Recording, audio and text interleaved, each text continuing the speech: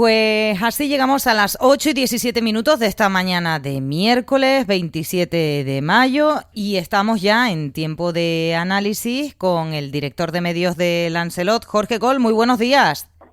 ¿Qué tal? Buenos días, Erika. Bueno, y con esa última hora que ya publican varias cabeceras, lo adelantaba El Confidencial, la entrada de la UCO en Ferraz en un operativo que se encuentra en marcha contra una trama presuntamente de financiación ilegal del Partido Socialista. Según informa este medio, agentes de la Guardia Civil han lanzado a primera hora de este miércoles una operación en la sede central del partido en Madrid y en otros inmuebles vinculados a la formación política. Esta información, como digo, ya está publicada en distintas cabeceras, como por ejemplo El País. Jorge, ¿qué te parece?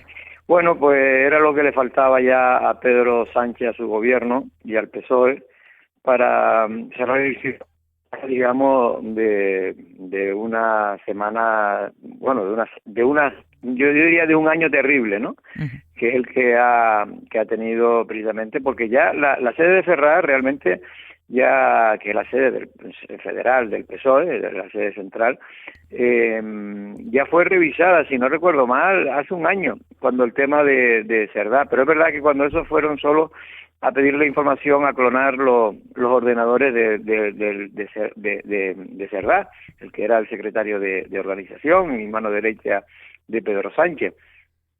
Pero ahora, por lo visto, es otra denuncia que hay, que está investigando, una causa secreta que investiga un juzgado de la Audiencia Nacional también, pero nada tiene que ver, según he leído y he oído, nada que ver con el caso Plus Ultra, es decir, es otra operación completamente diferente que lleva a la UCO, que digamos, la UCO es la que investiga este tipo de cosas de la Guardia Civil y la UDEF es la que lo hace por parte de la Policía Nacional.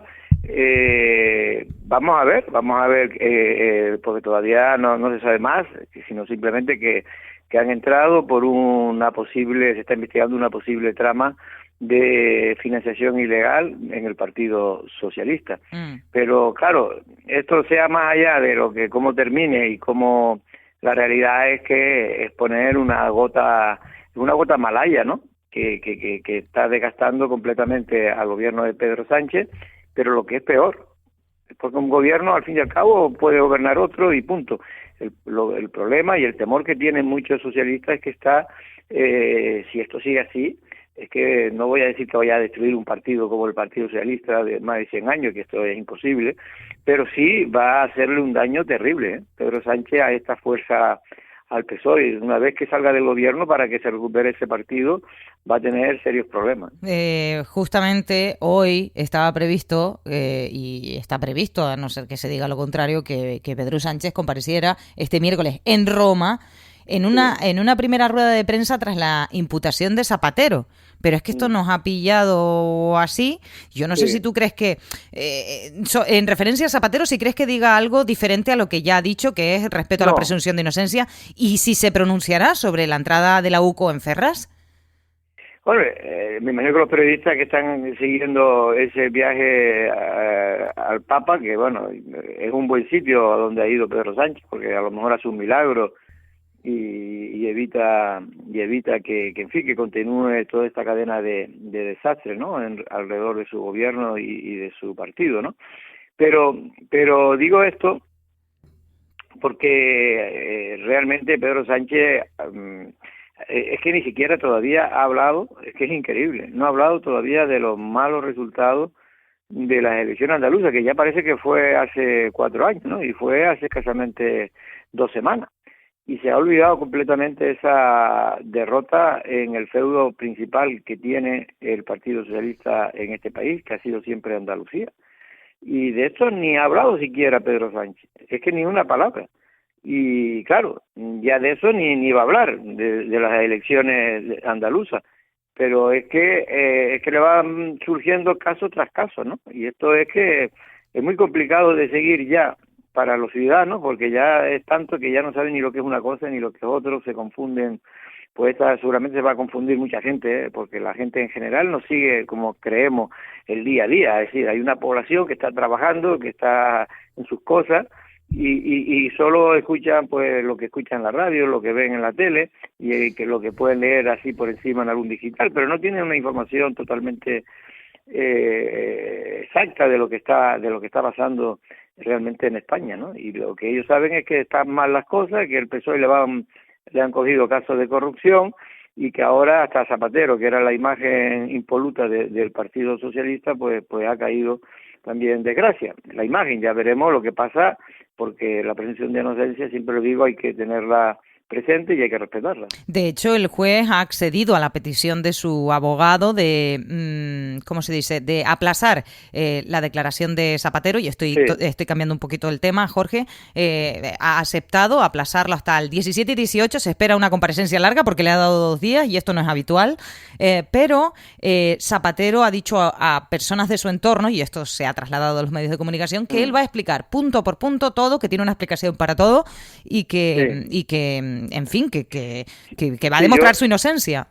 Yo ayer decía que había algunos analistas que decían que solo iba a contestar al abogado defensor, a su abogado, vamos. Y yo creo que no, yo creo que Zapatero va a contestar, si no a todo, a acusaciones particulares me imagino que no, porque lo consideran que esto van a tratar de afear su conducta y cualquier cosa, y van a tratar de, en fin, no de dar claridad, sino de complicar el tema.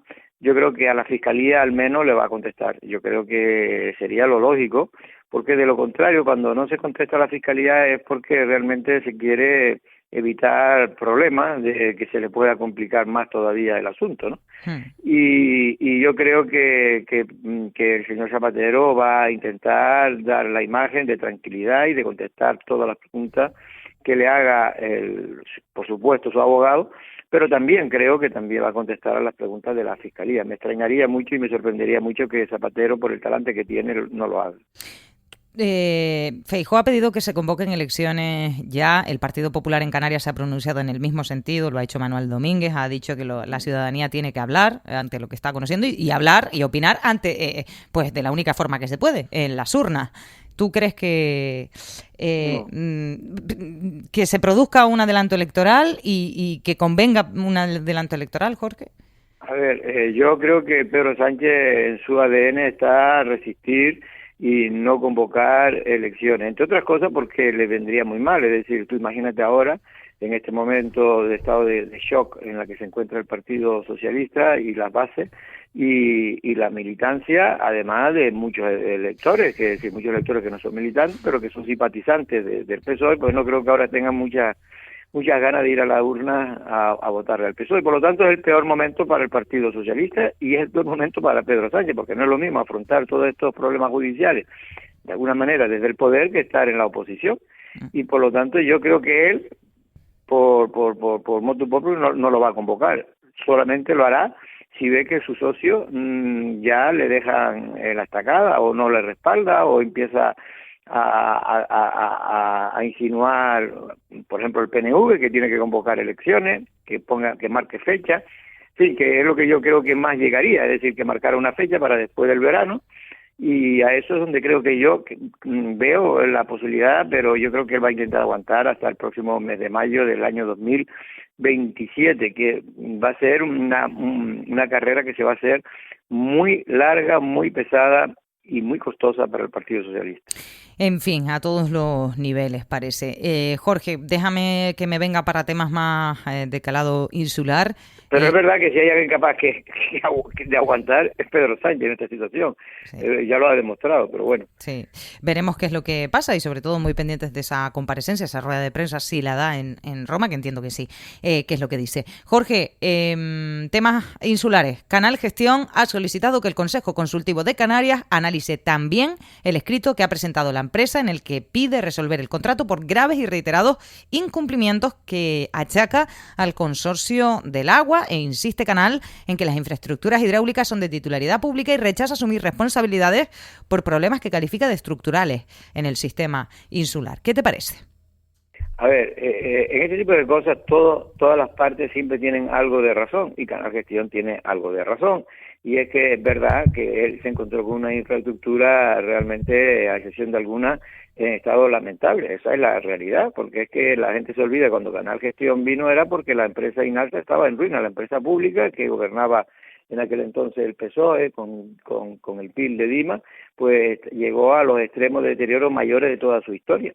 y a partir de ahí viene esos polvos, han traído esos lodos. Es verdad que no quedó más remedio que en la presidencia de aquel entonces de Pedro Sanginés, de sacarlo a concurso con el apoyo del PSOE, que siempre se quiere olvidar, una cosa que es curiosa, ¿no? Una cosa curiosa que hay actas que firman todos los alcaldes a favor de sacar a concurso el ciclo integral del agua de Lanzarote, pero el PSOE lo sigue negando y le da lo mismo, pero bueno, eso da como la mentira tiene las patas muy cortas y siempre se puede demostrar que evidentemente hay actas donde se demuestra que Dolores Corujo firmó y estuvo de acuerdo con sacarlo a concurso y otorgárselo en este caso a Canal Gestión, pues bueno.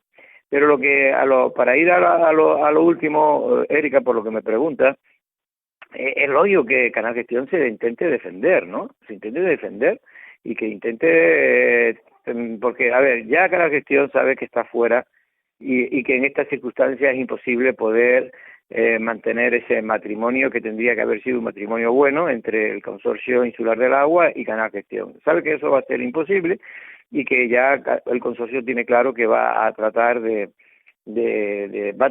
ya ha iniciado el procedimiento para disolver el contrato, resolver el contrato y en este caso hacerse de nuevo el Consorcio Insular con el ciclo integral del agua que se dio en su día a Canal Gestión.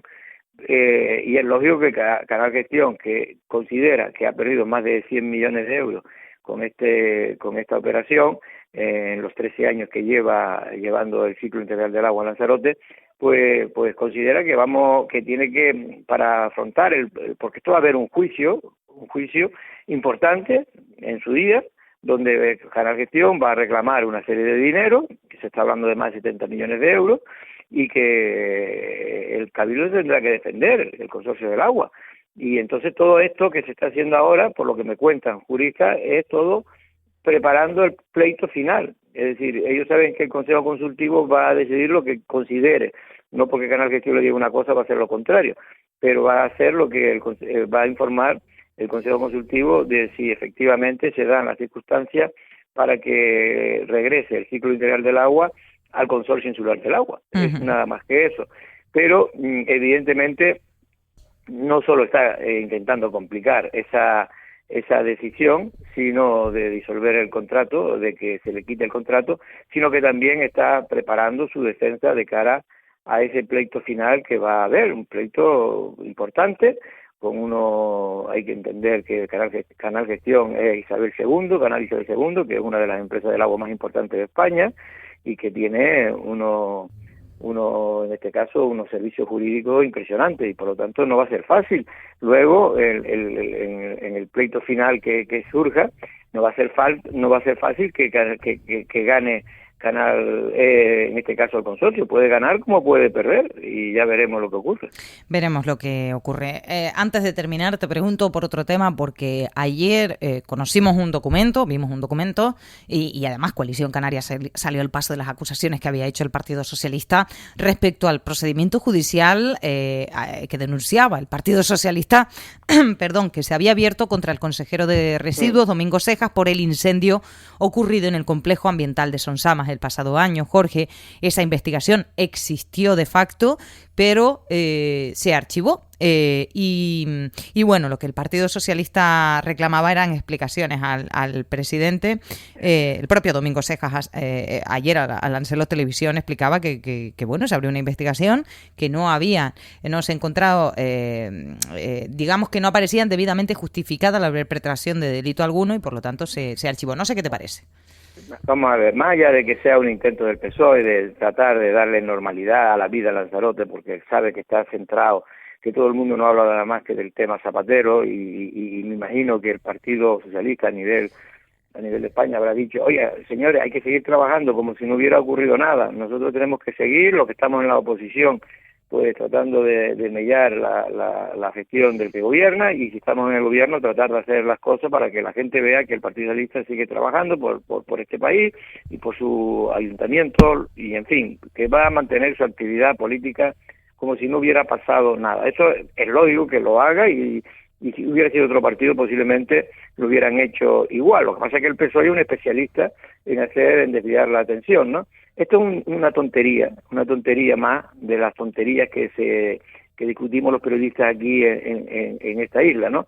Lo importante no es la denuncia, lo importante es que gracias a que Pedro Sanginés llegó en su día y Osvaldo ahora, el complejo de Sonsama, el complejo ambiental de Sonsama, empieza a parecerse un complejo ambiental, porque en la época del Partido Socialista, en la época que gobernaba Manuel Ledesma, que le tocó, la verdad que a la pobre le tocó todo, lo venía ya cogía las cosas ya muy mal, ese complejo estaba realmente en la ruina completa.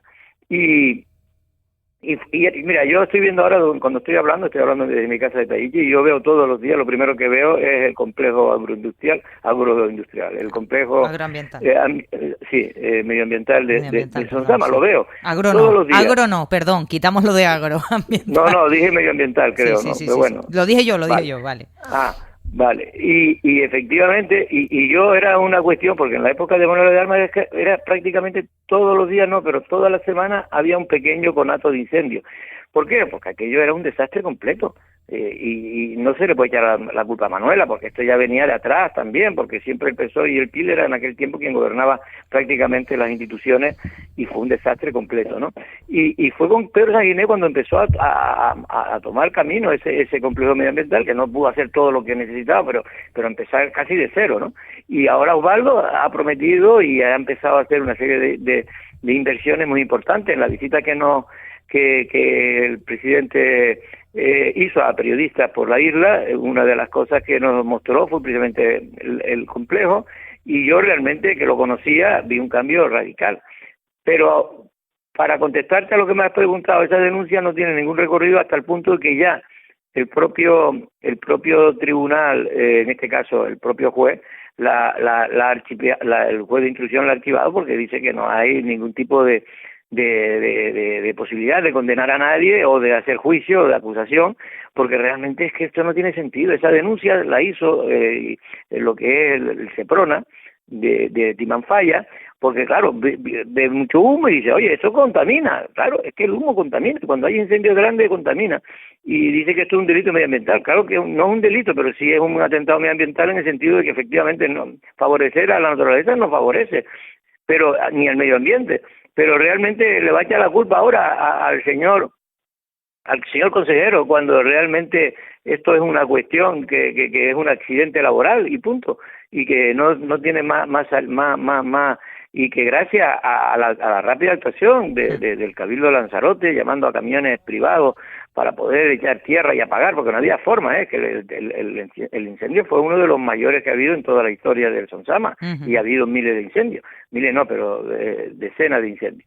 Por lo tanto, era lógico, pero vamos, intentar hacer ver el Partido Socialista como que el culpable del incendio era Domingo Ceja y, por lo tanto, Osvaldo Betancourt, realmente a veces suena un poco ridículo, ¿no? Y más cuando haces esa denuncia, cuando ya realmente se sabía que el juez lo había archivado.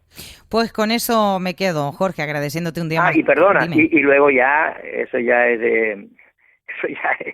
que lo de verdad, lo del Partido Socialista es que, claro, yo lo entiendo como están con los nervios como deben tenerlo, ¿no? Cuando intenta ahora decir, no, es que van a pagar el abogado, que era para Domingo Ceja, lo va a pagar el Cabildo. Es que ellos lo saben, pero da lo mismo, mienten. Saben que esto, cuando hay un pleito contra la administración, que es lo que había, un pleito contra la administración, una denuncia contra la administración, es la administración quien tiene que pagar ese pleito. En el caso de que pierda, es cuando sí hay dudas si debe de pagarlo la administración o la persona que ha sido juzgada, ¿no?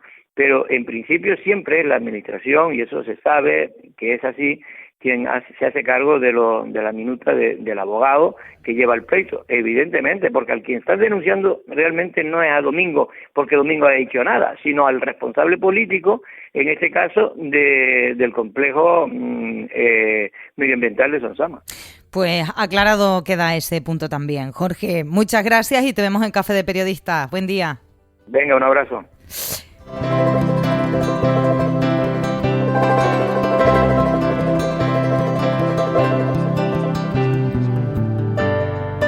Ocho y 36 minutos de esta mañana de miércoles 27 de mayo.